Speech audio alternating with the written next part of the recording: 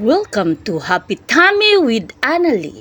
Hello mga kapitami, in this video, share ko lang sa inyo ang another budget food natin. So meron kaming tirang lechon manok, konti lang, kinuha lang natin yung mga buto.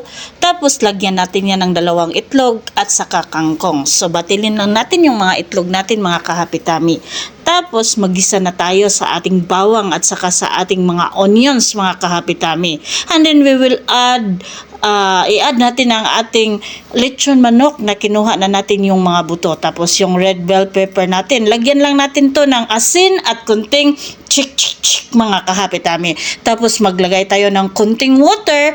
Tapos i-add na natin ang binatil nating mga itlog. Ganyan lang mga kahapitami oh. So at this time, ilagay na natin ang ating mga kangkong. Yun oh. Then after few minutes mga kahapitami, luto na ang ating budget na ulam. Budget food na naman. Thank you for watching mga kahapitami.